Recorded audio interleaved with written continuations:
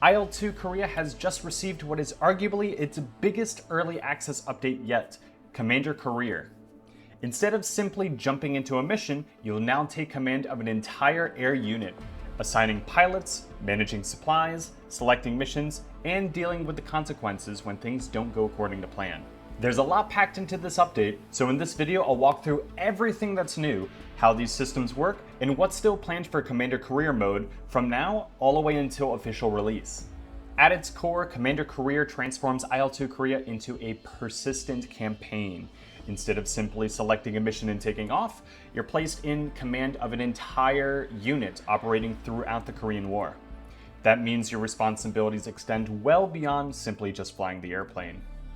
You'll choose your unit, manage your pilots, assign missions, and keep track of supplies, all while trying to make sure that your unit stays combat affected as the war progresses. Once your career begins, you'll arrive at the main management screen, which acts as the command center for your entire unit.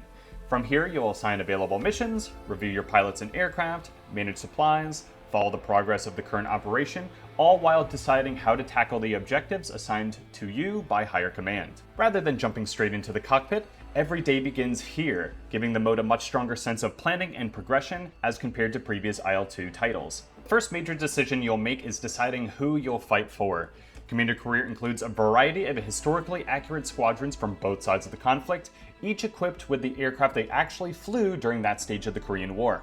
So you won't suddenly be flying sabers before they've even arrived in theater. As the war progresses, new squadrons and aircraft become available, making each stage of the campaign feel historically authentic.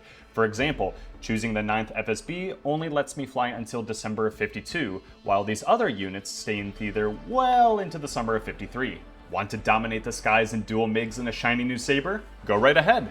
Are you a glutton for pain? Then try your luck in a North Korean yak. Each squadron offers its own unique challenges, strengths, and aircraft, giving IL-2 Korea fantastic replayability. But it isn't just about the airplanes, it's about the pilots. Every pilot under your command has their own ranks, skills, and unique traits that influence how they perform in combat. For example, this pilot has the sharpshooter bio, so he's very proficient with his weapons. However, John, the hillbilly here, has the courage to stick it out when the going gets tough, but can hit the broadside of a barn. Some will be natural-born leaders, while others will simply be inexperienced rookies just trying to survive their very first combat sortie.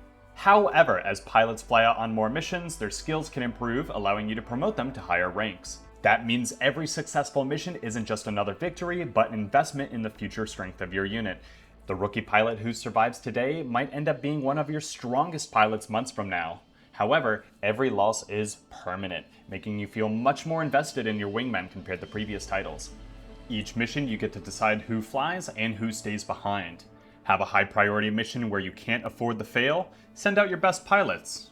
The new pilot's been causing a little bit of trouble? Let's just say he's been volunteering an awful lot lately.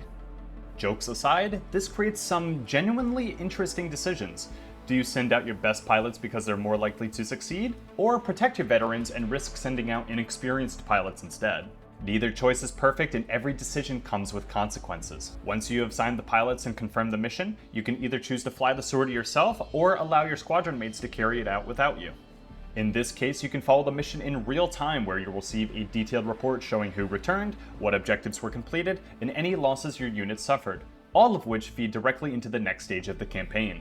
Then there's logistics. Commander Career introduces resource management, meaning your unit now has to keep track of available equipment and supplies. This covers everything from munitions, fuel, spare parts, and of course the aircraft themselves.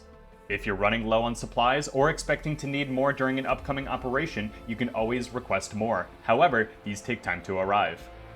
Run out of bombs and you'll be reduced to simply giving emotional support as your troops below get crushed by an enemy attack. Instead of loading the maximum firepower onto every aircraft, you'll need to think about conserving resources for the missions that actually need them.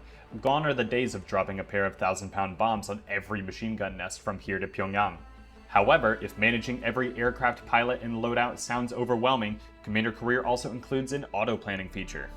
This is great for the more casual players who just want to focus on flying. If you'd rather spend more time in the cockpit, the automation tools can handle much of that preparation work for you. Commander Career also comes with 19 different mission types covering everything from interceptions and bomber escort, armed reconnaissance, airfield attacks, and convoy strikes. My personal favorite is the Close Air Support mission, where your flight will be directed by a frontline ground controller in real time. One day you'll be escorting bombers deep into enemy territory, while the next you'll be defending your own airfield or attacking targets of opportunity. This helps prevent things from feeling stale and repetitive over the course of a long campaign.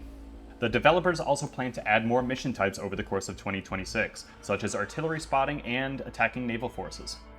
But the best part of the new career mode isn't any specific mechanic. It's the fact that everything works together to make the campaign feel more immersive and alive. Lose experienced pilots or poorly manage your supplies and your unit becomes weaker for future missions. You can't simply use your AI wingmen as cannon fodder because once they're gone, they are gone for good. And this is only the beginning. Later this autumn, the developers plan to introduce persistent battlefield damage. Destroy a bridge during one mission and it will remain destroyed and gradually be repaired over time, helping the battlefield feel like an evolving conflict rather than a collection of isolated missions. The developers say that there's still plenty of work to do, particularly making AI aircraft behave more realistically during air combats. They have repeatedly said that improving the AI will remain one of the biggest priorities throughout the early access. So while the Commander career is already an impressive addition, it's also laying the foundation for everything that's still to come. Commander Career is available now as part of IL-2 Korea's latest early access update, and even in its current form, it's one of the most ambitious additions we've seen so far. And what's encouraging is that this is a feature that the developers don't seem to be walking away from anytime soon. The developers are continuing to improve and add more features to the game.